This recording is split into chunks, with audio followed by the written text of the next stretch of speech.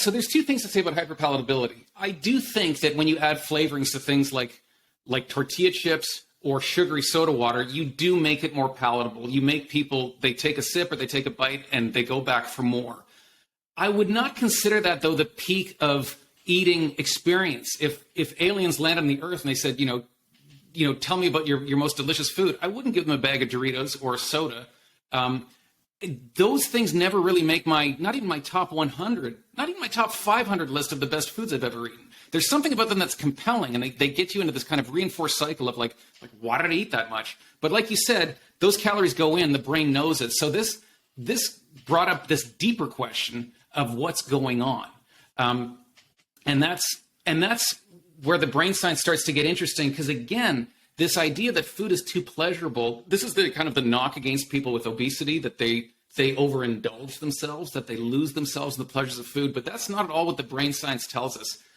If you take the example, let's say, of a milkshake, most people think that the difference between someone like yourself who's trim and someone with obesity is that you take a sip of that milkshake, you're like, oh, that's nice, that's a good milkshake. And the person with obesity takes a sip and is just overwhelmed and they can't control themselves. And that milkshake just tastes so much better to them. That's not what the brain science tells us. The brain science tells us where the difference is when you see the milkshake. You might think, that looks like a nice milkshake. I wouldn't mind having a sip of that. Somebody with obesity they are struggling with a craving for that. They really want to drink it. We see a spike in the dopamine motivation network of the brain. So the difference is that they crave food more, not that they like it more.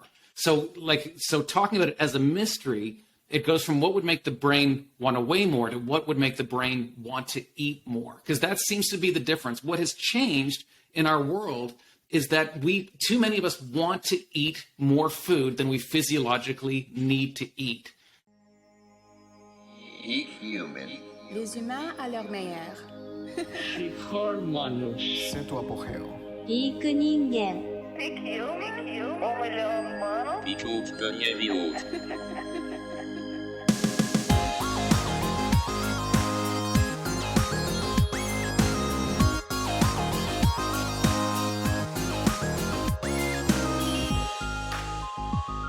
Hello everyone, welcome back. It's about to be Thanksgiving. I hope everyone's getting together with their family and going to eat some great food. This, of course, is the Peak Human Podcast, and I'm Brian Sanders. Thank you for listening. Thank you for going back and starting at episode 1 and getting all the great episodes, all the great information, and giving us a review on iTunes or the podcast app. This really helps us.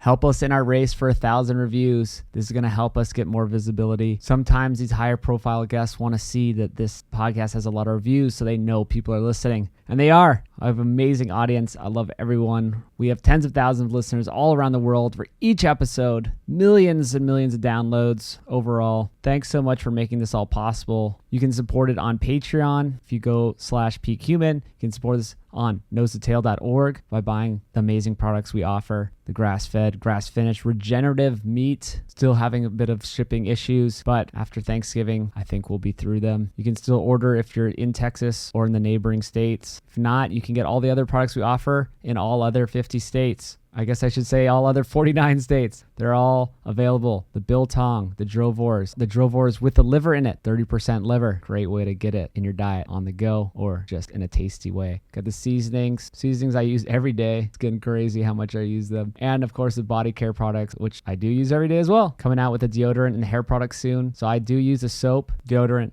and hair product every time that I need one. Skin food, I don't even need that much because once I changed my diet years ago, my skin got better. So they're all there. They're in high demand. Get them while you can. nosetotale.org. And now for this episode with Mark Schatzker, he is the man.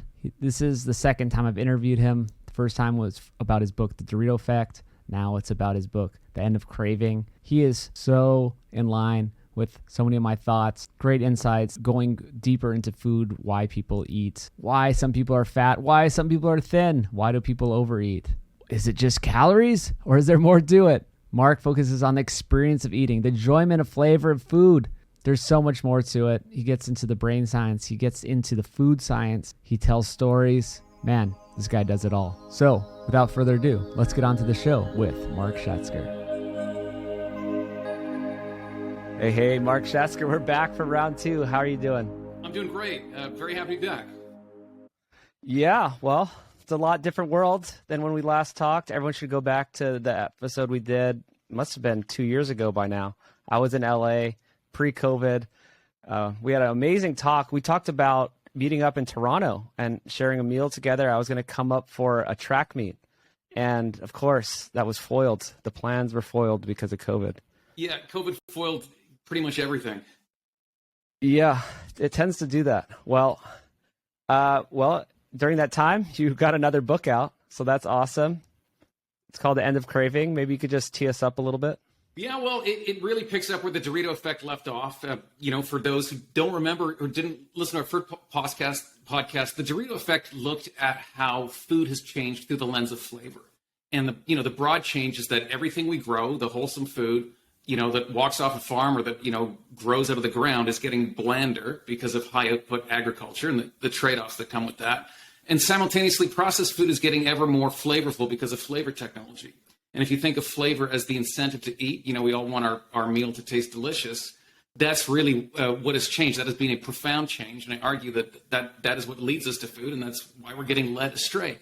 So in this book, I wanted to look more deeply into exactly what that mechanism is in terms of, it's one thing to say, this makes me eat more, but really, how does it work? I wanted to get more deeply into the science of how the brain thinks about food, how appetite works, and exactly what the mechanism that's driving it astray. I love it. That's kind of what I'm obsessed with. I was kind of taking a look at what I do because I'm not the expert, right? I'm not the nutrition expert or the doctor, although I work with, doctors and nutrition experts. My goal is, why do some people seem to be effortlessly thin and some people seem to be obese no matter how much effort they put in, right? It's like, it blows my mind. And I think you're kind of on the same page, right? It seems like your work is revolving around this. No, very much so. And I have to say, I'm one of the lucky ones. I really, I eat whatever I want. I really don't think about watching my weight. I'm kind of curious about calories. As someone who studies nutrition, it's always interesting to think about it. But I'm very lucky. But so many people are very unlucky in the sense that, eating provides us nourishment. It's meant to be pleasurable. And it's become this terrible, never-ending war, this trying to restrict and control. It's just not a good state of affairs. Well, yeah, that you talk about your relationship with food or people's relationship with food. It's so much more than calories. It's so much more than just like macros or I'm going to be on this diet with this name, or you actually start off with talking about these diet wars. I love this because I read Kevin Hall's studies. Kevin Hall, people may know from doing some of these carbs versus fat studies. And you mentioned Gary Taubes and the idea of the carbohydrate insulin model of obesity and all this stuff. And it's so much more, which we'll get into in a second. But it's so much more. Like when you think about food, it's emotional. It's like culture. It's how you're raised. This back to what my goal is, right? I'm going around the world physically and, figuratively, discussing these things with the top scientists that I can. And it's not just nutrition people, right? Because, you could look at all the nutrition science you want, but you're not going to understand why people overeat. No, in fact, I start to wonder how much it can actually inform you. If we thought and talked about sex the same way we talk about food, it would just be about, sperm and egg. That would be it, right? It's like the essential, this is what's going on. But that's not how we think about it, and that's certainly not what drives us. It's so important. It's so important. And so, I don't know of other people looking at it from as many angles. I'm not saying that you or I are the final say in anything, but I think some people get caught in their own world, right? Everyone has their world. Like even if you're into the cognitive side, you're like, I'm going to look at the neurochemistry behind, food eating, but then maybe you skip like a whole bunch of other stuff.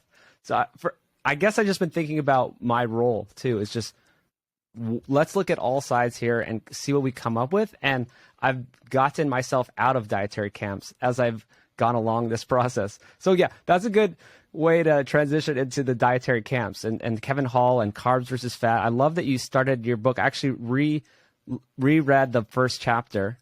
I love your introduction.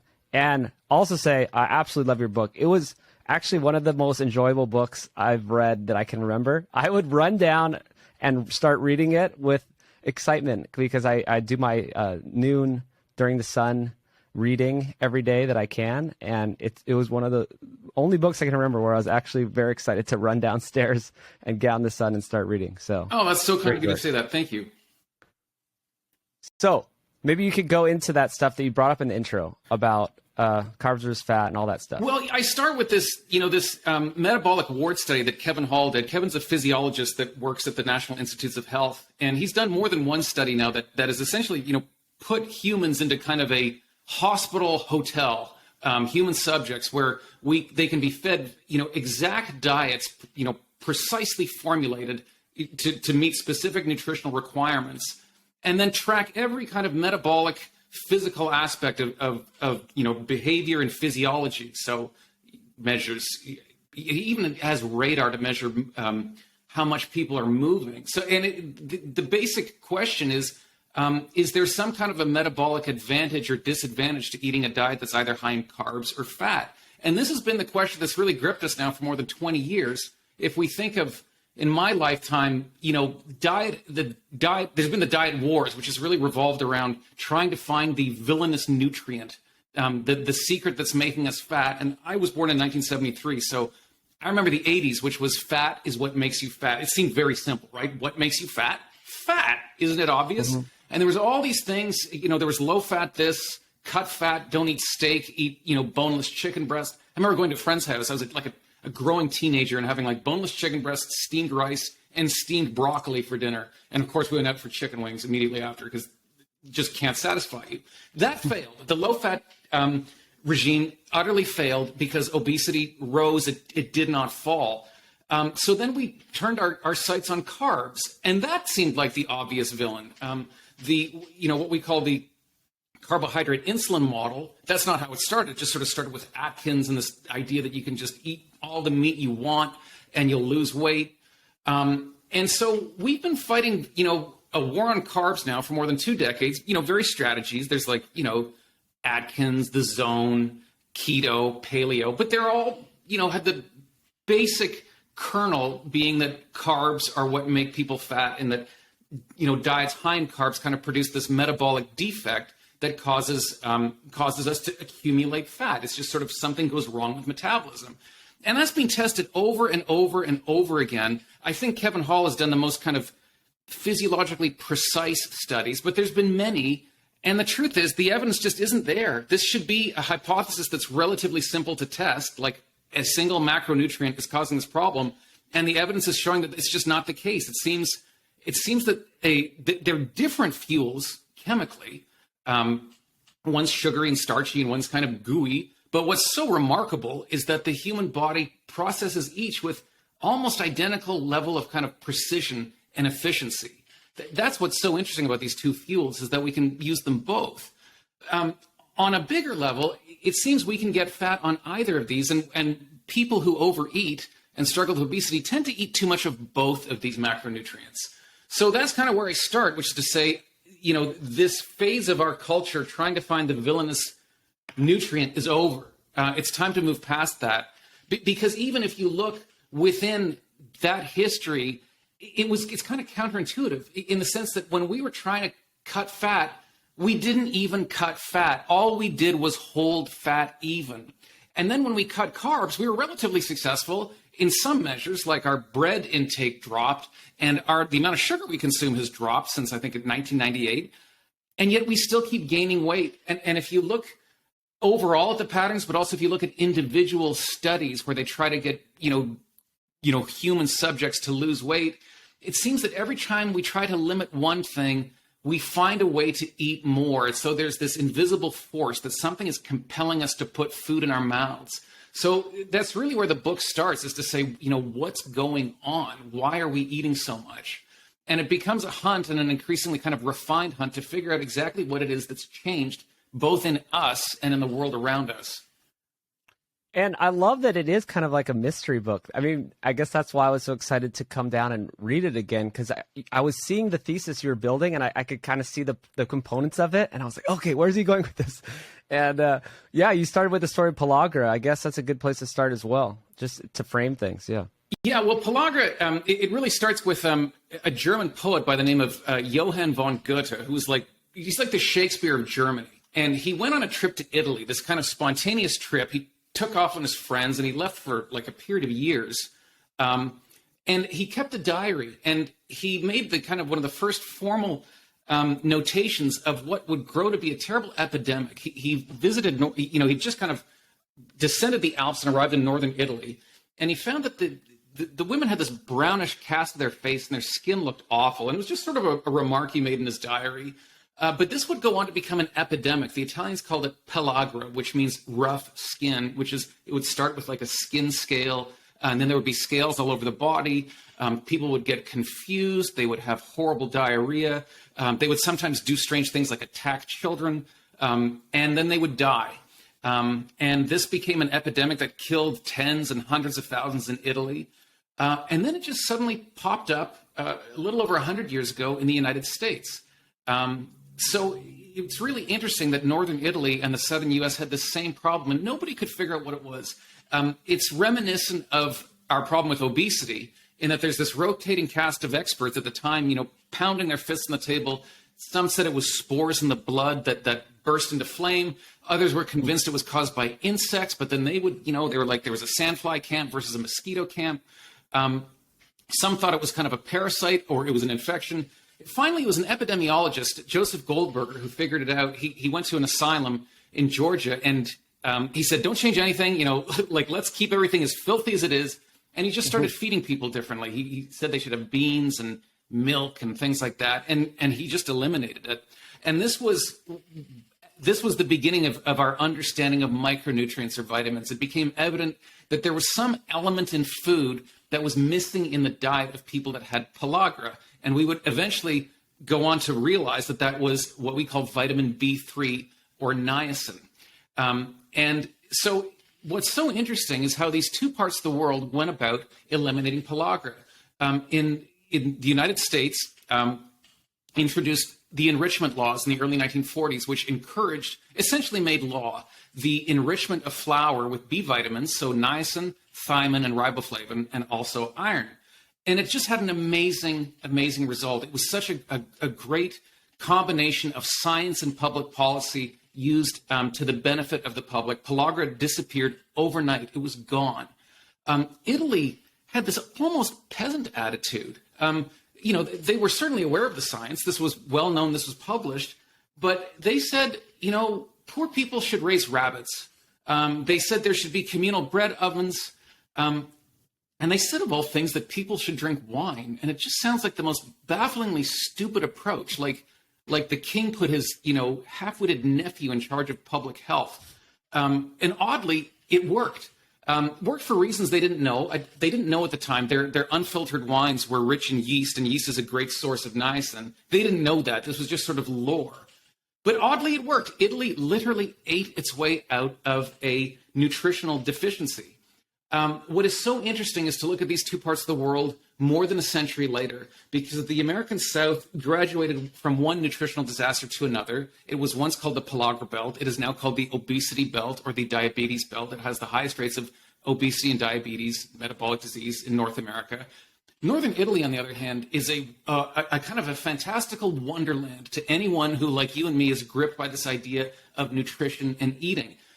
Northern Italians, all Italians eat well, but Northern Italians in particular seem particularly gripped. There are laws, as there are all over Italy, about what you can call certain foods. If you want to call a San Marzano tomato, it has to be this type of tomato grown in this place. They have rules for all sorts of different foods, and you can pay fines in the tens of thousands of euros if you break those rules. They have outdoor food parties in tens of thousands of them. These are just parties where people get together to eat. In Bologna, which is some people consider sort of the epicenter of Italian cuisine, although that's really a hard claim to make because the food all over Italy is ragingly good. But in Bologna, at the Chamber of Commerce, they have a repository of official recipes. These are recipes to say this is how you must make this food. They even have their favorite noodle. It's called a tagliatella, cast in gold. And what they seem to specialize in is these rich combinations of carbs and fat, the two macronutrients we've been warring against. They celebrate and revel in. And the most amazing thing is that we think that it's this deliciousness of food, this indulgence that takes us to this dangerous place. It must be controlled. We must resist it. It's primitive. Northern Italians are enjoying food like nowhere else on earth, and their rate of obesity is 8% versus 42% for America as a whole, 8%. It's mind-boggling. So this tells us there's something we're getting, amazingly wrong about our understanding of food and pleasure and obesity. It just couldn't be more simple. The amazing thing to me is, how could we not have seen this for this long? This kind of Shangri-La, which is northern Italy. I love that you go places, you figure these things out and travel the world. Your first book, Steak, you did that, and with all your books. But I am fascinated by Italy, and people always ask me, I'm on social media, they're like, whoa, how about the Italians? Like, why are they okay? And, they're eating whatever they want. And that's such a good question. And right? it's not because, the Mediterranean diet, by the way.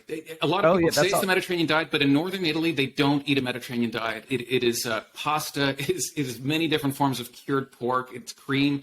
They eat more butter and more cheese than Americans. So it's not Mediterranean.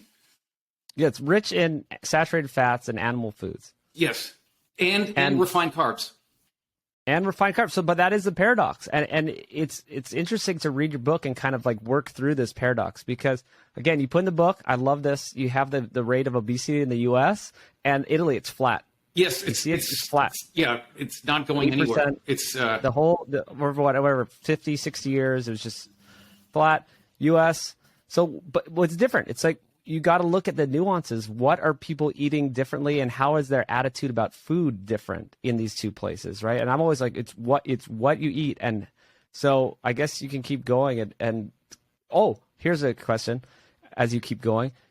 Dorito Effect, maybe you can correct me if I'm wrong, but it has this idea about fake flavor tricking your body into thinking it's getting nutrients when it's not. Yes. That's what right? Yeah. And that's what causes people to overeat, because your body's like, I need nutrients, vitamins and minerals.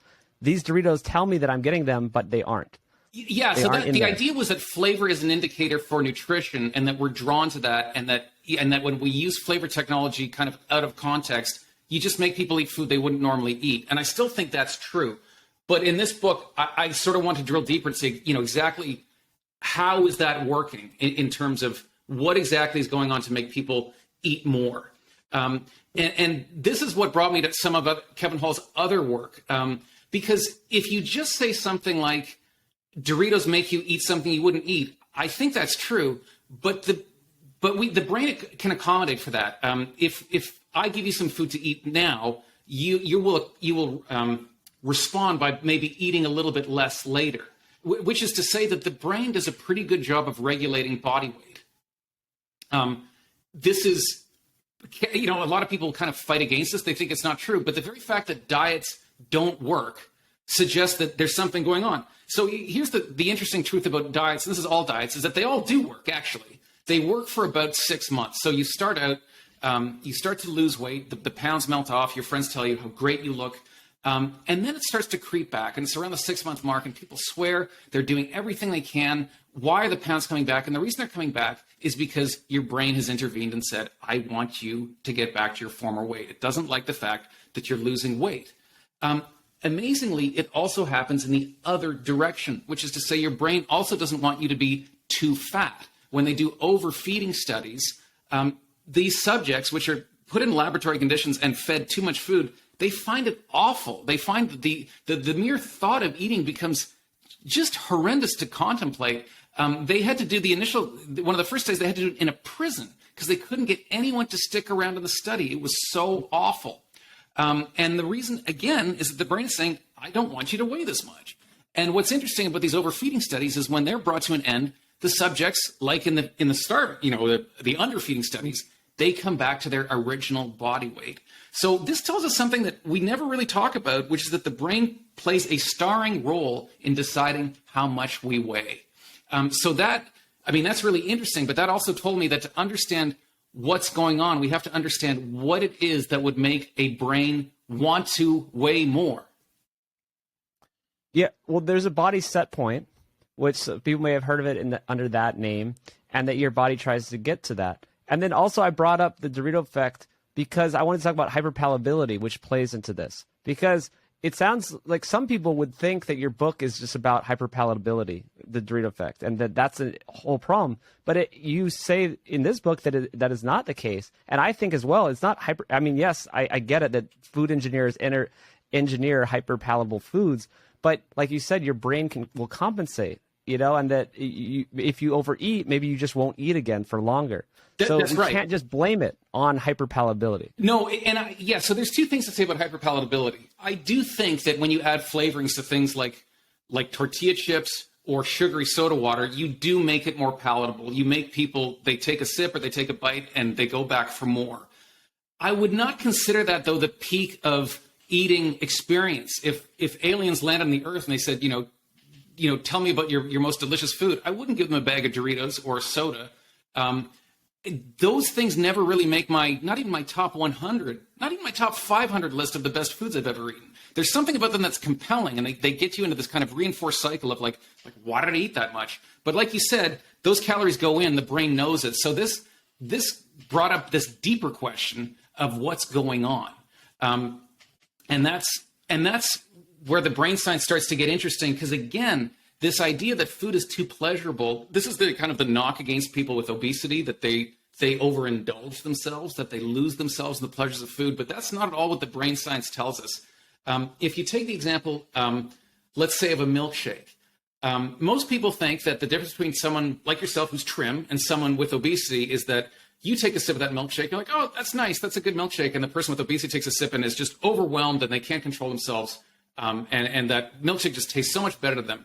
That's not what the brain science tells us. The brain science tells us where the difference is when you see the milkshake. You might think, that looks like a nice milkshake. I wouldn't mind having a sip of that. Somebody with obesity they are struggling with a craving for that. They really want to drink it. We see a spike in the dopamine motivation network of the brain. So the difference is that they crave food more, not that they like it more. So talking about it as a mystery, it goes from what would make the brain want to weigh more to what would make the brain want to eat more, because that seems to be the difference. What has changed in our world is that too many of us want to eat more food than we physiologically need to eat. And so you scratch your head and go, like, why would that be? Like, what's going on? Well, and you talk about liking versus wanting. Maybe explain that a little more. Yeah, so that was, a lot of it just became an investigation into, what we call hedonics, which is, what is pleasure? And that seems like a simple question. It's actually incredibly slippery and difficult to define. For many decades in North America, psychology was dominated by a school of thought called behaviorism. And the behaviorists didn't even believe in pleasure because they believed themselves to be true scientists, and they only they only felt they could talk about what could be measured. And you can't measure pleasure. The same way you can't really measure how funny a joke is. It's a private internal state. They were only interested in things that could be measured. So they talked about drives. They said humans and all living beings were animated by drives. So something like eating, that would be a drive to reduce the pain of hunger. Refreshing yourself with a beverage would be a desire to reduce the pain of being thirsty. So the behaviorists saw it was a very negative view of existence, that everything is just varying shades of bad, and life is this never-ending quest to make these negative urges go away. That was kind of upended when they started sticking sharpened wires into the brains of rodents and stimulating them, and found that they could actually tap into what they thought of as pleasure centers.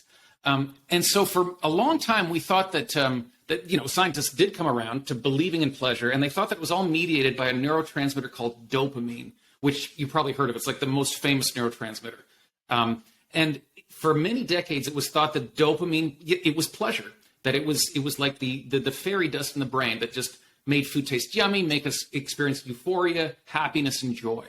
And a scientist named Kent Berridge really tore this wide open. And it's a very interesting story because he was actually trying to prove, he really thought that dopamine was pleasure. He was trying to prove it to be true. So what he did was he gave, I believe it was rats. These studies are rarely done in mice or rats. I can never remember which, but let's just say it's rats. He used a drug that sort of, reduced dopamine, and he fired sugar water into their mouth. He sort of squirted into their mouth, and he said, with dopamine reduced, they're not going to be able to experience the pleasure of the sugar water because dopamine is pleasure. And yet the rats made these little gleeful movements, like they would lick their paws and stick their tongue out, which is sort of a rat's version of saying that was yummy. And he thought, like, that's strange. I mean, it didn't work. He assumed he screwed it up. So he did it again. Didn't work again. So he lesioned the rat's brains, which is to say he destroyed the dopamine neurons in this reward part of the brain. And now he was absolutely sure that pleasure had been extinguished. I mean, these rats were listless. They lived in this gray, pleasureless existence. They were just like the zombie rats. He fired the sugar water into their mouth, and they did it again. And he's like, what the heck is going on? This doesn't make any sense.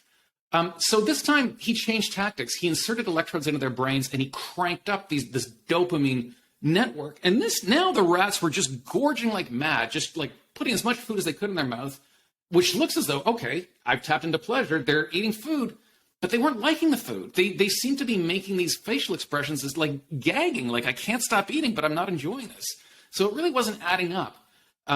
And some other evidence started to pour in from human science. Dopamine is also involved in movement, and Parkinson's disease is like a lack of dopamine. So some of the therapies for Parkinson's would elevate dopamine in the brain. Well, this would elevate it in this reward area. And some of the patients that were given these drugs that elevated dopamine would do the strangest things. One of them just dismantled his fridge for no reason. Another, went out and started chopping down trees. They would do things like go on sex binges. They would visit brothels, or they would binge watch pornography, or they would pester their wives for sex. But interestingly, they never said that any of this stuff felt good. It was like they were compelled to do something. So finally, Kent Berridge came to crack the mystery of what was going on with dopamine and pleasure. And he found that what we think of as pleasure is, in fact, it takes place in two acts. There is the initial desire followed by the pleasure impact. So he called that first one wanting, which is a kind of a basic visceral desire. At its most intense, you can think of it as craving. It is like this missile tracking system in the brain. It seizes on objects and is drawn towards them. And then there's the impact moment of pleasure, which he calls liking. And that is not a dopamine thing. That is mediated by neurotransmitters that trigger opioid receptors. So a different neural network. They're connected. They talk to each other, but they're not the same thing. And this is so interesting because it helps us, just from someone who likes food, like you and me, to think about how eating works, it's really interesting, but it also helps us understand behavior and motivation and what gets us to do things. And that helps us, when we have brain images of people with obesity, we can see the neural networks that are responding to cues. And we can see that it's not liking that fires up when they taste the milkshake. It's wanting that we see that spike. Yeah, that's good that you brought it back to the milkshake. So then I for one, I could turn down a milkshake. Yeah, and because I know that it's great. It's just, that's not for me right now because, maybe that's my brain saying don't get fat. But what, and I think there's also the studies show that and I think you alluded to this, is that me and someone who maybe is struggling with obesity can like it just the same. It's not like they like it more than me. If anything, their liking appears to be blunted. So it's really quite a miserable state of affairs because they have a desire for food that is never really quenched by the experience of the food. So it's awful. We need to do something about it. Well, so yeah, then how do you do that? I mean, I guess I don't want to jump to the end, but we can keep going in this journey of understanding. Yeah. Because then you get to this, if it's the brain is wanting food too much, what is it about the world around us that makes us want to eat food? And I don't think it's the nutrients. People talk about fat and sugar, or they say salt, sugar, and fat. I don't think it's that simple. Like the bliss point, you mean? Sorry? You're saying like the combination of those and like the bliss point? Yeah. A lot of people say, the combination of salt, sugar, and fat just drives us to eat. Well, if you look at fine cuisines all over the world employ salt, sugar, and fat in various kinds of combinations. Again, you get back to the example of Italy, but even you think of France, you think of a French dessert. I mean, if that's your definition of junk food, then a French dessert should qualify. But I think they're different things. And so that became the driving question. What is causing us to want more food? So this brought me to a phenomenon called nutritive mismatch. And this brings us back a little bit to the Dorito effect. Nutritive mismatch, what does that mean? It essentially means a phenomenon in which the sensory properties of food no longer match the nutritional qualities of food. So let's use the example of sweetness, because this some of the best research comes from a professor at Yale named Dana Small, who did some work with artificial sweeteners. And I'll describe it. It's complicated, but I'll describe it and try to make it clear. She created 5 drinks. What she was trying to do was to see if it was possible to create sweet drinks that could be just as sort of rewarding to drink, but have fewer calories. This has long been our goal. Can we have the same, pleasurable enjoyment of food, but keep the calories down?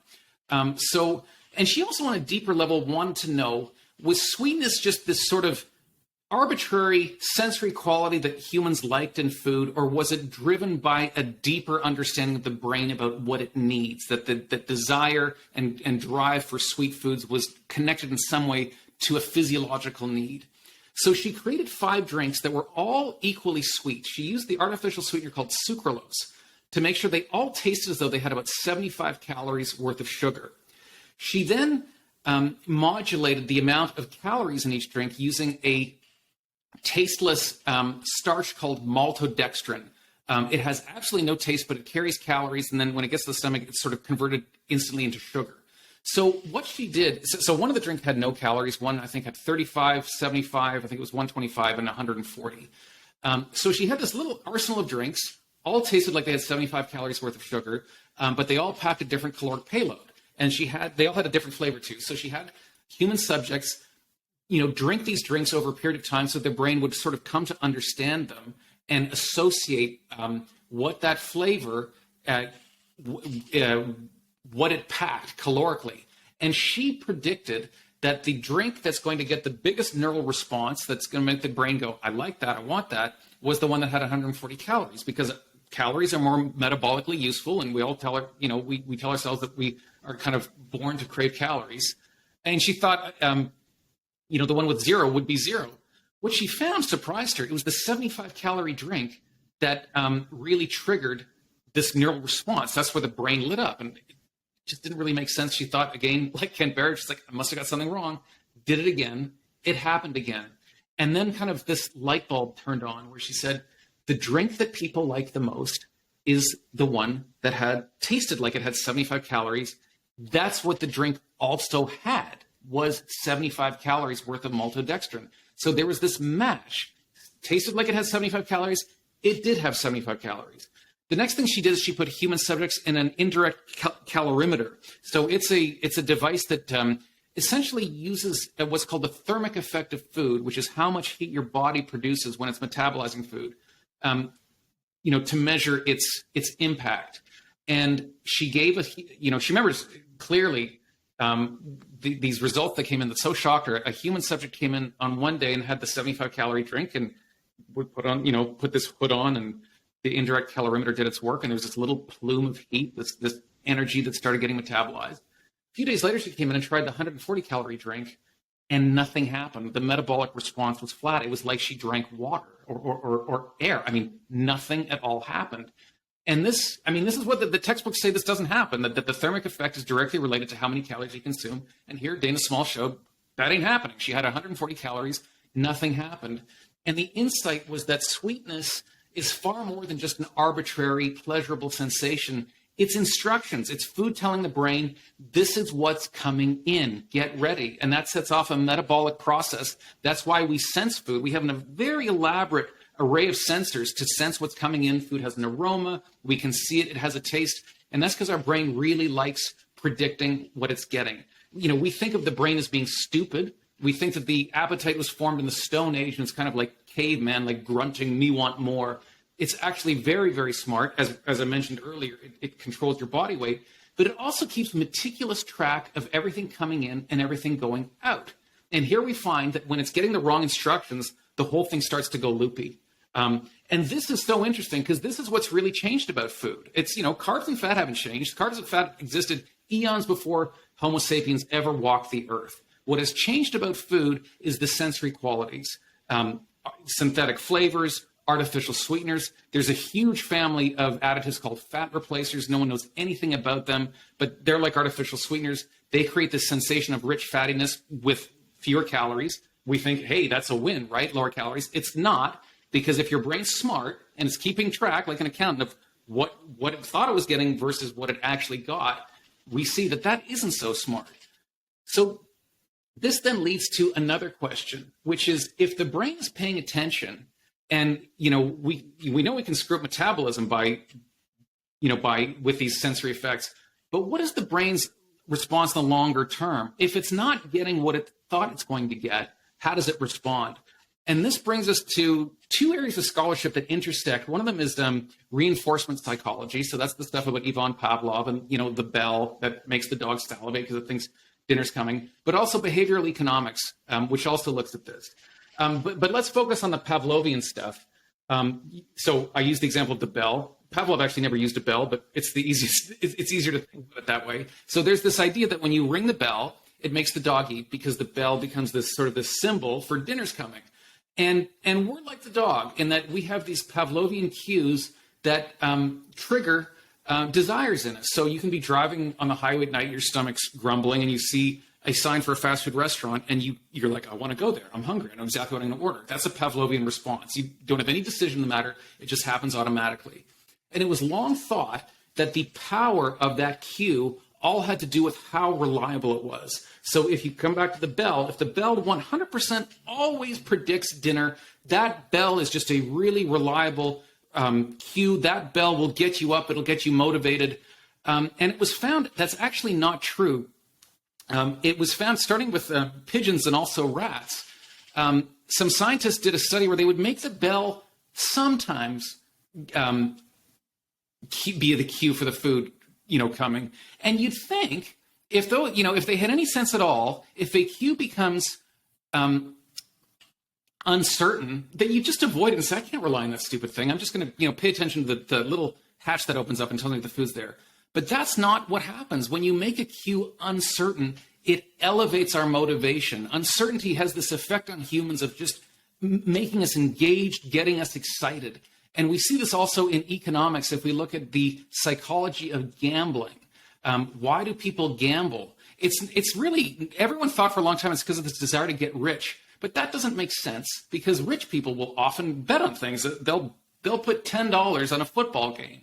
There's absolutely no point in a rich person betting $10. It's not going to increase their wealth in any degree. But there's just something about this prospect of an uncertain outcome that just pulls us in. This is why we like sports. Nobody wants to watch LeBron James play one-on-one with me. It would be funny for 15 seconds, and it would be absolutely boring. It's why we like the championship games is because the uncertainty is at its very peak. It's when the chances are 50-50 that we become gripped. This is why scratch cards work. This is why we gamble. We go to casinos because this prospect of uncertainty draws us in. If I tell you you're going to get triple time at work, you don't really celebrate with a steak dinner. But if I say, hey, let's go to Vegas. Yeah, this whole idea. Yeah, man, like, let's do that. Like, chances are we're going to lose. I mean, we know that. But there's something fun. There's something that pulls us in. So uncertainty has this motivating effect on humans. And that's exactly what we now see happening with our sensory cues for food. All these signals that are built in by nature to tell the brain what's in food have now become uncertain. So if you think of something like sugar or sweetness, that always meant energy. For millions and millions and millions of years, sweetness always meant one thing, energy. It might be hard to get that. You might have to risk your life to get the fruit or get into a fight with a competitor. But once you got that fruit, that sweetness told you something absolutely certain about what was in that fruit. The same is true with fat. We learn to enjoy rich, creamy, fatty things because the brain learns this is where calories are. Well, what happens when you invent a whole slew of food technologies that create the sensation of rich fattiness in the mouth and don't deliver the calories? If you think the brain is a moron, that's a great strategy. If the brain is smart, not so great. And I think there's an interesting way to understand this because it seems awfully abstract to say that uncertainty engages motivation. But I'll give you an example. I often use this. If I told you your car, that the gas gauge in your car was broken, it says full, might not be full, might be half, we don't know, what would you do? Be more careful when I was driving. You'd fill it up, right? Because you'd be like, I don't want to run out of gas. Or I'll give you another one. Yeah. You've got a flight that leaves at 4 o'clock. Your watch says 2 o'clock. It's either an hour slow or an hour fast. What would you do? You err on the side of caution. Yeah. You'd go to the airport, right? You go to the airport. Yeah. Yeah, because like, if I miss my flight, I'm screwed. The same way, it's like if I Yeah. run out of gas, I'm screwed. Well, that's your brain. Yeah. Your brain cares a lot about energy metabolism.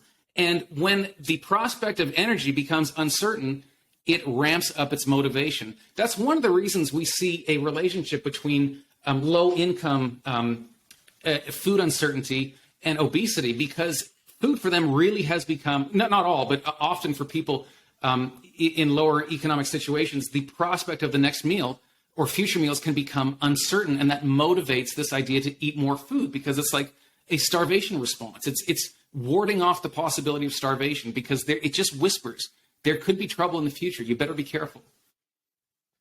Yeah. There's so many examples you bring up. I like that. The one, the food insecurity. And I mean, I think I even do this too. If I don't know what I'm going to eat next, I eat more, right? Because I'm like, oh, when's my next meal? Speaking of traveling, if I'm not going to travel, if I am going to travel, I don't know when my next meal is, I eat more, right? It makes sense. Yeah, because especially if your flight is delayed or something, you can go many hours between meals. So it has this effect on us, whether we realize it or not. And then I remember a study with gerbils, and it was sometimes saccharine, sometimes not.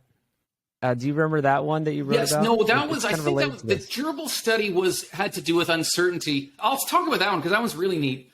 That was done by a scientist, I think it was in Sweden, where he had gerbils in a cage with seeds. And there was what he called the abundant environment, where there was like this bowl just absolutely filled with sunflower seeds, like more sunflower seeds than a gerbil could ever imagine. And next to it was another bowl that was filled with sand, but there were sunflower seeds buried in sand. And in that super abundant food environment, they never ate that much. They ate kind of what they needed, and they seemed to really enjoy pulling the seeds out of the sand and nibbling them and so forth. Then he created an uncertain food environment. The next, everything's great, and suddenly one day they wake up and that bowl with all the seeds is empty, and then there's only the one with the sand, and then it would move around, and they didn't know where the food would be, and all of a sudden, like, they become obsessed. They're like, oh my God. They start eating a lot more. They never, if they can get seeds that are not buried in sand, they will always eat those ones. They go for what's called the most profitable bowl. But the most interesting thing about that study is that there's always too many seeds, that they never actually ran low on seeds. The only thing that changed was that it became uncertain, that they couldn't predict that there was this appearance of there being a reduction in seeds. So it's like something whispered in their ear, this panic. And it totally changed the way they ate. They ate more quickly. They never bothered with the seeds buried in sand. So that's where you can really see how uncertainty enhances motivation, because it didn't have to do with an actual threat of starvation. It was just a change in their environment. So this is interesting. So we're talking about the uncertainty factor and the nutritive mismatch. I love that because I've studied all different sides of nutrition, and a lot of the main ideas around why we're sick today is this evolutionary mismatch, right? Where our ancient bodies aren't really matched to these modern times, and this is kind of this specific version of that. Yes. When it comes to the food environment. Yeah, exactly. It's a particular kind of mismatch, because I don't necessarily believe there's too many calories around, because there's areas like northern Italy where there seem to be, all sorts of wonderfully delicious confections of calories that are not driving them to overeat. But I think this, if you think of the importance of the sensory system and the role it plays in eating and in the brain wanting to be a predictor of what's coming, then it really starts to make sense. Okay. I think that's what we've missed, is for so long we've been so focused on just the pure nutrition of nutrients entering the body, what the body physiologically needs, is we haven't thought at all about the behavior of eating and the experiential element, because that's what we didn't evolve to be nutritionists. We didn't evolve to talk about protein and fatty acids. We evolved to eat food. We evolved to experience food in a certain way. And what we've really changed is the nature of that experience of how food tastes. Well, so we have to dive into Italy more then, because this is still what is different in Italy, because you're right. They have an abundance of fatty, salty, sugary, delicious combinations, yet they remain thin. They remain fine. So why can they do that and others can't? Well, and this is what got me interested in pellagra, because if you try to follow back, it's not that, obviously they speak Italian in Italy, but it's a Western developed culture. Northern Italy is very industrialized. Where the road seems to fork is when pellagra happened, and the two cultures answered that question in a very different way. Here in North America, we saw food as the problem, and we saw our own appetites as being imperfect. So food was flawed, it needed improvement, and our own appetites were stupid. We didn't know what to eat, so we had to, put the nutrients right in there in the food. Italians saw it completely differently. They saw food not as the cause, but as the cure. They rightly saw pellagra being caused not by a nutritional, there was in the proximal sense a deficiency of a nutrient. The problem was these people were too poor to eat. So they had to give them the tools to eat better. And we've been going along this divergent path for a very long time. I call it the new road versus the old road. Italy hasn't lost touch with its traditions. It maintains them with a reverence and a pride, whereas we have sought to improve food every step of the way. We started with fortification. There was artificial sweeteners. There's fat replacers. There's modified starches. We think that we're so stupid that we can get in there and do whatever we want to do with food, because the only way we can eat properly is to have executive function and to learn nutrition and to control our eating that way. It absolutely doesn't work. First of all, this whole idea of nutrition, what you're supposed to eat, that keeps changing. Every several years, we're told, we told you to do that. Actually, you should do this. But we can't even follow those rules anyway. Like I said, in the 80s, we couldn't even reduce our fat intake. So that idea that A, that we truly understand our own needs, and B, we have the control to eat what we need is totally false. The fact that we have something called a diet industry tells you that diets don't work, because if they did, there'd be like 3 or 4 diet books and that would be it, right? Italy took a very different approach. Like I said, they revere their food traditions. They pass laws about them. They celebrate them. But they look upon the act of eating very differently. We've always suspected, like Jack LaLanne, that kind of guru, like from the 50s, 60s, and 70s. He said, if it tastes good, spit it out. And that tells you everything you need to know about what we think of the experience of deliciousness. It is a dangerous indulgence that must be controlled. It must be avoided. Italians don't look at it that way at all. They see the purity of food and the pleasure that it brings as telling us something real about food. I had this kind of an insight. I went to Italy and I went to a bean festival, because they don't just eat lasagna and pizza. They treasure so many foods. This is in a little town in the Dolomite Mountains called Lamon, and they have there's 4 varieties of beans that they grow there, and they insist that they are the best beans in the world, although like 20 miles down the road, there's another town that says that their beans are better. And I asked a guy at his stand selling the beans that he grows on his little farm, what's the best way to cook the beans? And he was such a purist. He said, just boil them in salted water. He wouldn't even use olive oil on them. He used a neutral vegetable oil because he wanted to so absorb that flavor of the beans. But then another one said, no, you should really put an onion in. And then another one said, you should put onion and some garlic and some rosemary. And then another one says, no, don't do the rosemary. The rosemary is a mistake. So here I am embroiled in yet another argument about food. Everywhere I go, people always argue about food. But it struck me there's a difference, because over on one side of the Atlantic, we are arguing about nutrients. Keto, paleo, fat, carbs. We get into arguments at Thanksgiving dinner about nutrients. You shouldn't have served this. I'm not going to eat this. You're trying to kill me. We constantly think we have the nutritional answer. Yeah. We continually argue about it. It's not getting us anywhere. In Italy, they're not arguing about nutrients. They're arguing about what is the best recipe. For them, a meal is an opportunity to extract the maximal enjoyment from food, where for us, it's an opportunity to control. Their way is working better. Well, it's very obvious. The proof is in the pudding. Everyone knows the statistics on American obesity and all this stuff. So they have a different attitude about food, but their food is different. So what I was getting from your book is that, they don't mess with it. I say whenever you try to cheat nature, it never works in the certain most human things. I always have to caveat this. You can cheat nature. Yeah, we can fly airplanes and use cell phones and do a million things that are way, way beyond what we could have done before. But if you can't cheat nature in the fundamentals of being human, which is the food you eat, sleeping. I don't think we're going to make a pill. It's like, oh, you can just sleep 3 hours and it's like you slept 8 hours. I don't think that's possible. You can't cheat nature in the most human things. You can't build a machine that lifts weights for you. That completely defeated the purpose of the lifting the weights. You have to lift the weights to get the muscle if you want the muscle. So we try to tamper with nature and it doesn't work. And you just use 10 examples, maybe just now, but also definitely in the book, maybe 20, of why it doesn't work when you try to cheat nature, why you can't trick the brain. The brain is always doing these calculations of what's going in and what's going out and this energy and stuff. And so it for me, it always does come down to the emotional side. Yeah, your attitude side. I mean, there's something there because, like Dr. Churro told me, the vast majority of his obese patients have past trauma. There's something emotional going on. Like there's a disproportionate amount of people with trauma in their childhood or otherwise. And so it's the mental side, and then it's like the food. Like, what is it? And in the Italians, they don't mess with their food. I mean, yes, of course, they do have westernized food somewhere, but they're not walking around eating Cheetos. They're not fortifying their food. They're not trying to use the fake fats and the fake sugars. Yeah, and in fact, they do have junk food in Italy. If you go to a corner store there'll be a little, there's like the front of the store, like we have here, there's a little fridge with, they have a lot of Nestea for some reason, a lot of Coca-Cola. And they have potato chips that have Italian flavors like prosciutto and porchetta, but they just don't consume nearly as much of it. That fridge is tiny. It's like a bar fridge, whereas we have like 12 huge fridges, right? So it's not as though it's not available. It's not as though they've never been tainted with fast food. They just don't seem to choose to eat nearly as much of it.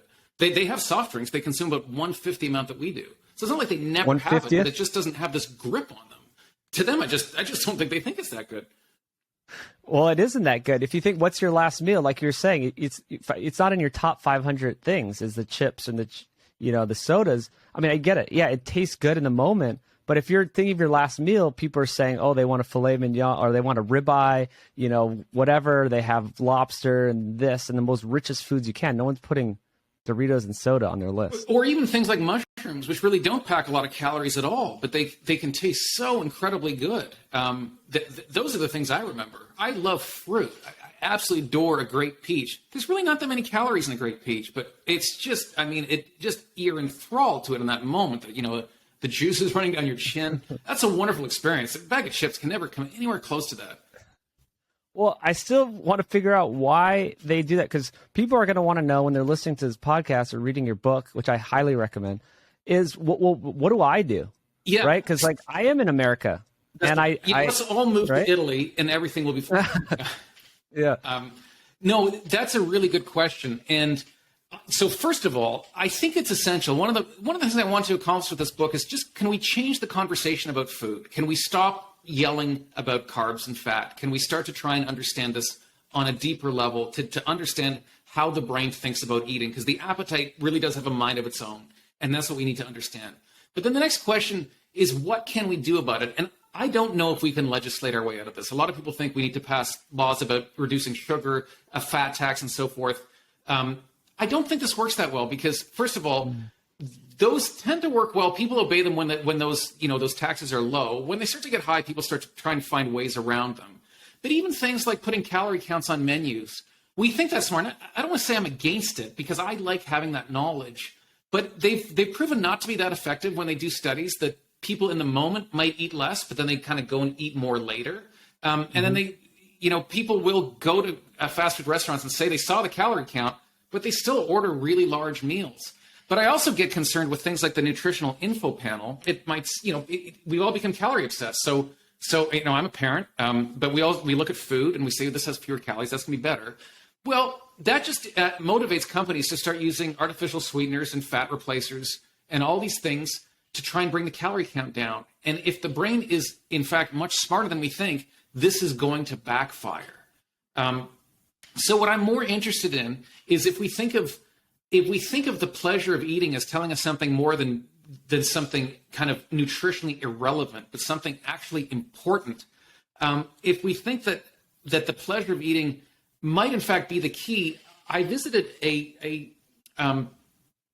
lab in Germany, which is also a clinic. The woman there is a researcher in disordered eating, very, very well respected, very well published. And she's developed something called hedonic therapy, which is using pleasure as a tool.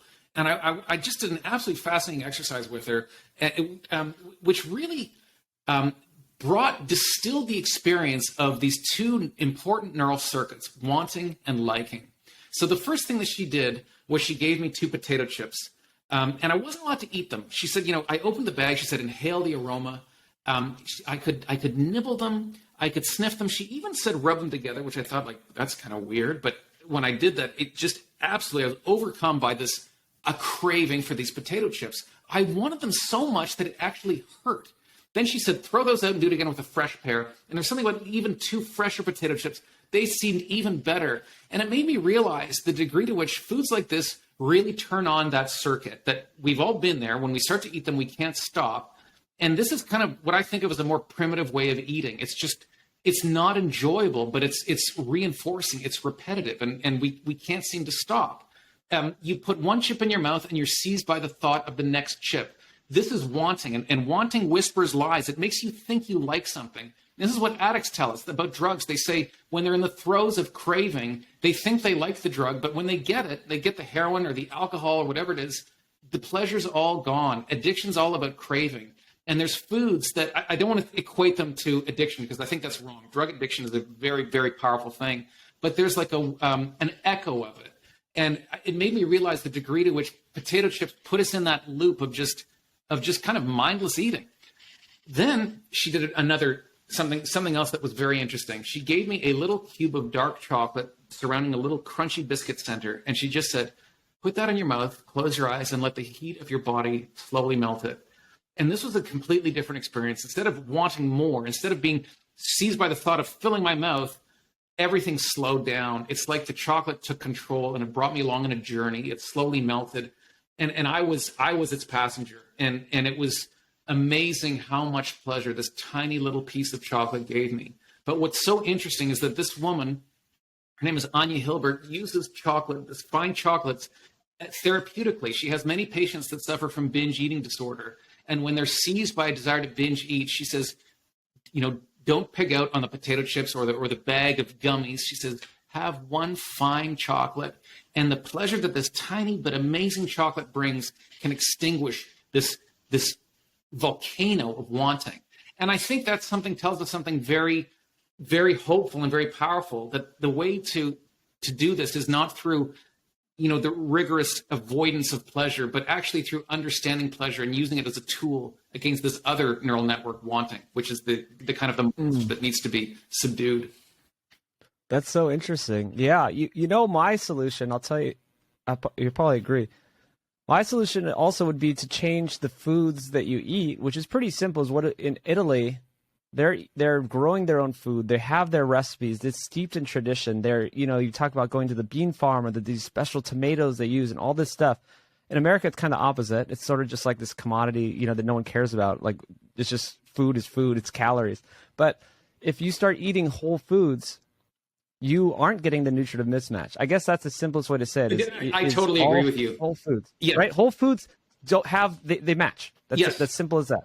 No, I agree with you. And what I would also say is this. I mean, on one level, there's nothing new there. Like, how many people have gotten into this area and said, eat whole foods? I totally agree with that. Yeah. What I would modify is say, but use every meal, like an Italian, as an opportunity to extract the greatest amount of pleasure. So don't think of that whole food as protein and carbs and fat and phytonutrients.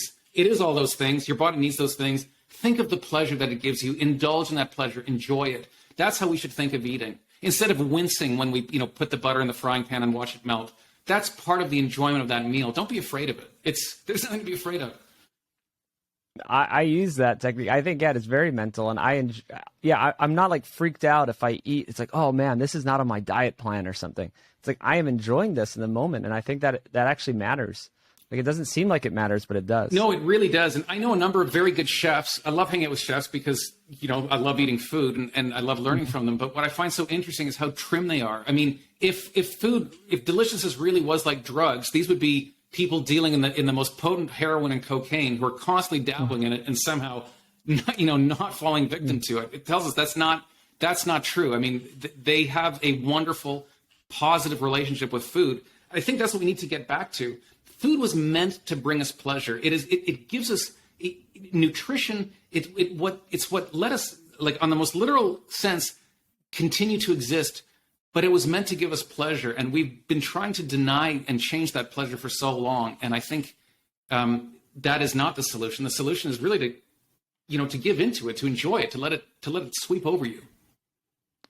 I love it. It sounds like we're wrapping up, but we're not. We have more to do. We have more. I want to get into the animal stuff because I interviewed Fred Provenza, who you included in your book. You probably included him in your first book as well. Oh, right? Fred. Yeah. I mean, I got to know Fred right at the end of Steak is when I came to find out about this guy, Fred Provenza. He was a seminal figure in the Dorito Effect, and he's probably changed my thinking on these things as much as anybody. He's a wizard. He's like the Gandalf of nutrition and behavior. He's an amazing guy. He's a legend. Sorry, I'll put in my plug for him first. I had him on my show. We had an amazing 2-hour discussion. People have to go back and listen to it. And I just wanted you to go into the animal stuff because, well, I think humans have this innate wisdom about what we need. Yeah. And again, that the mismatch throws it off. And when you start fortifying foods, it throws it off. And this is what I was so interested in reading your book is how these nutrients, when you fortify food, that could be a bad thing. And as you say in the book, these things that don't even have calories, we're talking about vitamins and minerals, like these do not have calories, and they are good, yet maybe they could be a problem, right? If you use it the wrong way. No, this kernel of thought goes back to my steak book. When I did the steak book, I got interested in feedlots and this method we have of fattening cattle on GMO corn. Excuse me. We just seem to want to jam as many calories down their throat as we can. And I was always told at the time there's this kind of lore in the sort of the I wouldn't call it heritage farming. I guess just but in the community of farmers that care about farming, that this high corn feed was vitamin deficient, and that the cattle were eating so much of it because they're trying to get their vitamins. And I talked to a feedlot nutritionist. He said that's not true. He said we got to pack these things full of certain vitamins, otherwise it just wouldn't work. So that always made me go, there's something interesting there. But to get back to what Fred Provenza talks about, it's nutritional wisdom. And it's this idea that our urges are informed in some way by what we actually need. There's amazing evidence of this in the animal world that, Fred did work, he would make sheep deficient in phosphorus, and then they would seek out foods where the flavor matched phosphorus. So this is this idea of what we sense matching the nutrient that we need. Well, we tend to think, again, that humans are stupid, but there's a very good, rich tradition of this in humans that we get from the anthropological and historical record. One of the best is from sailors who suffered from scurvy.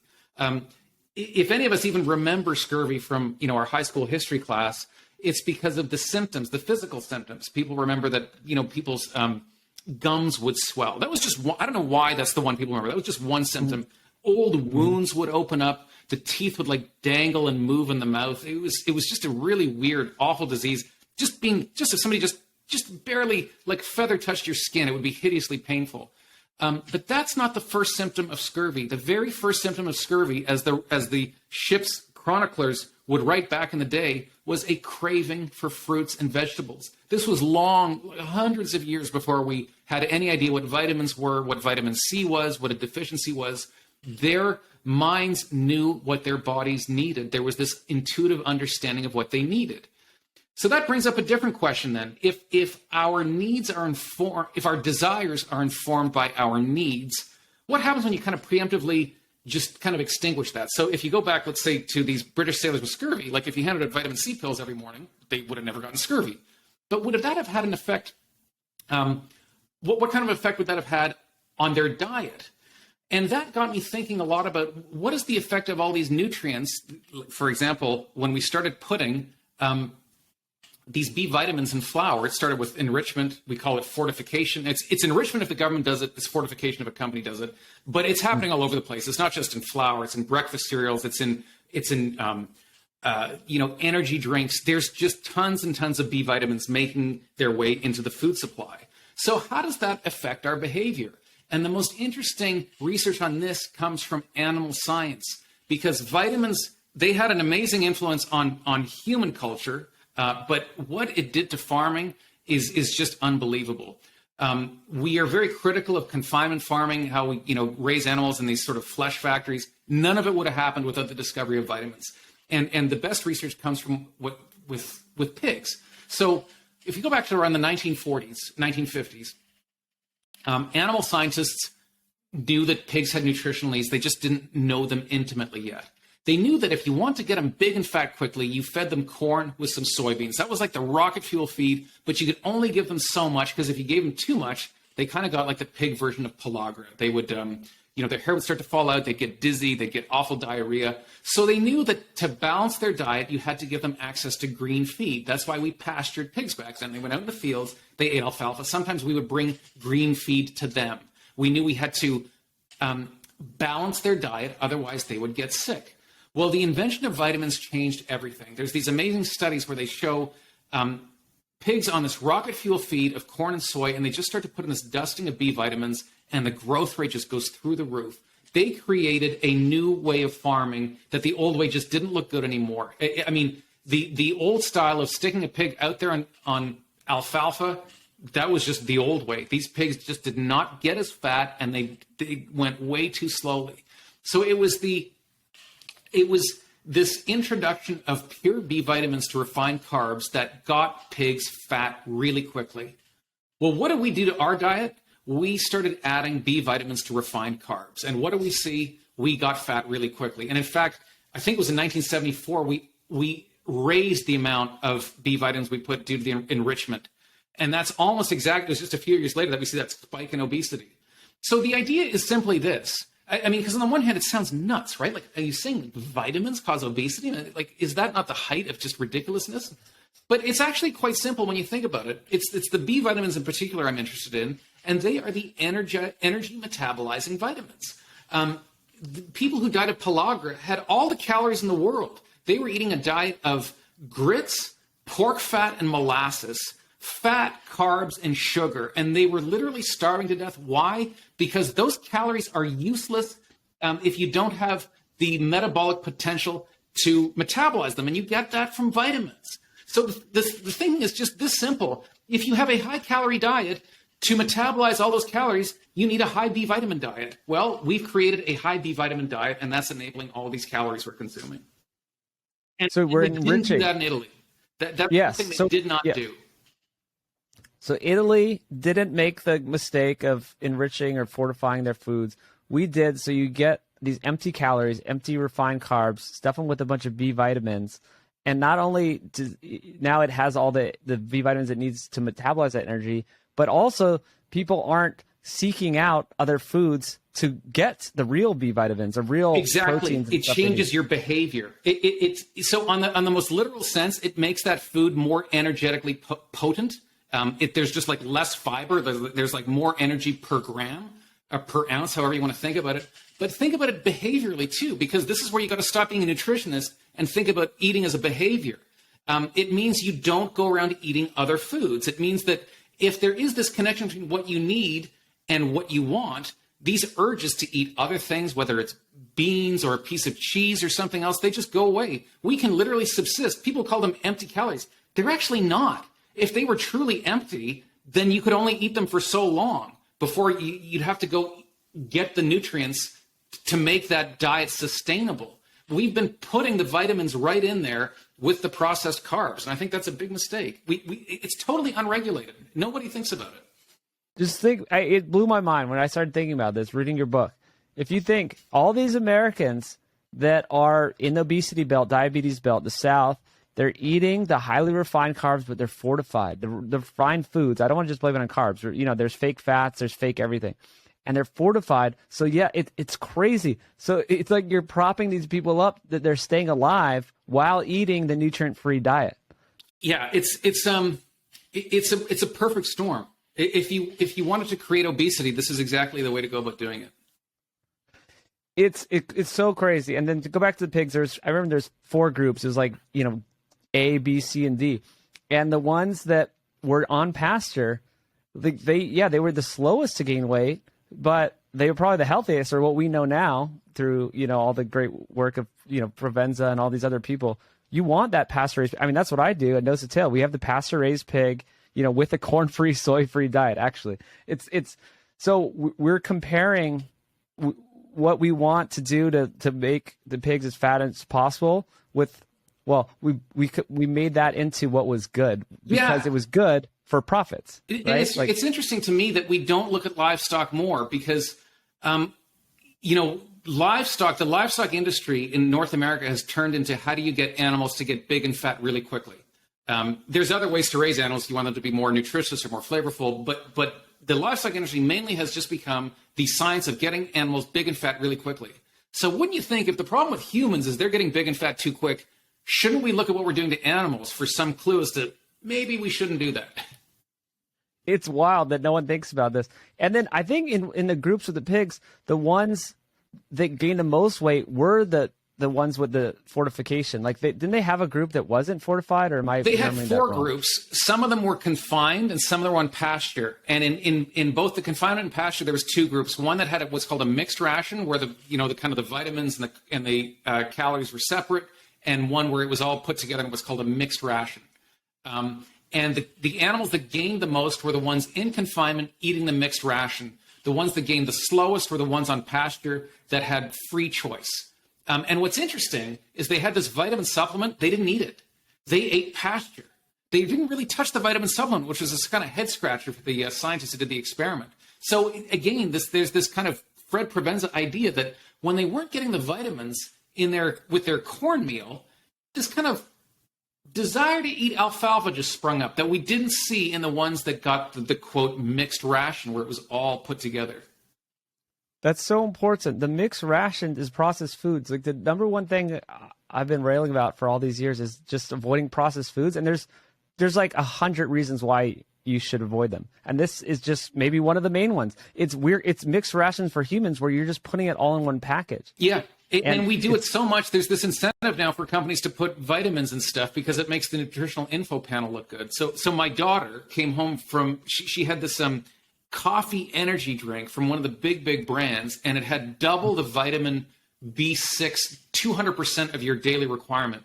And I'm thinking, like, okay, this plays on our ignorance. Nobody needs double what you need, but somehow there's this idea like 200%, like that's amazing. And it's so insidious because it's pretending to be nutritious when it isn't. But then on a deeper level, we're really screwing around with things that foods like this don't exist in nature. It doesn't. This is kind of back to the nutrient leverage hypothesis, which I try to talk about. I remember talking about it with Marty Kendall. It's kind of akin to the protein leverage hypothesis. The animals eat to get a certain amount of protein. But I think this explains it well, is that when in the group of pigs that got to choose what they wanted, they got the right amount of nutrients, so they didn't need to overeat, right? If you are allowed to let your innate wisdom about food do its thing, and the pigs can do it and humans can do it as well, I think, if you avoid modern processed foods, is that you will get the right amount of nutrition for your body without being tricked, basically. That's right. But when you mix it, you're tricked, right? That's what the nutrient leverage hypothesis kind of is if you have nutritive mismatch, so you're really on this team. The nutritive mismatch means that you don't have the correct nutrients per what your body expects. Well, and the other thing to think about too is that, we're omnivores, right? Humans are meant to eat lots of different things. So it's a really interesting strategy to think about. Like a carnivore strategy is, I'm just going to eat basically a smaller version of me, another animal, and then I get everything I need. And it's kind of like, it's like if you thought of yourself as a 747, the carnivore 747 would eat a bunch of little Cessnas, and that way it gets everything it needs. It's got the engine, the wing flaps, the whatever, right? The omnivore strategy is totally different. It gets all the nutrients it needs from eating a whole bunch of different things. And on the surface, it's almost bafflingly difficult. How do you accomplish that? But that's what we were meant to be. That's kind of the Italian way, I think. If you think of, you get all your different nutrients from different foods, it takes longer. You have to invest a bit more energy. Ultimately, I think you get much more pleasure from it. It may, in fact, be less efficient. It might, in a strict metabolic sense, be more efficient to eat this rocket fuel food like we feed our pigs, but that's not what we want. Starvation is not a problem that we've had for decades and decades. I think we have to understand how evolution designed us to eat and to sort of tackle the problem that way. And it's a much more complicated way of thinking about it. It is. It is. So now we are actually wrapping up here. I love that. I wanted to bring up a line that you wrote. You're talking about the finocchi bolognese and how I think you wrote it's not talked about not eating again until summer solstice. You made that joke. And then the opposite. There's no better recipe for everlasting hunger than eating light. Right. Exactly. So I love that. So I kind of look at nutrition in this sense as well. I think so many people run into problems when we have this paradigm of eat fewer calories and find that, like you look at the food label, oh, this one has less calories, it's better. But that screws you in the long term.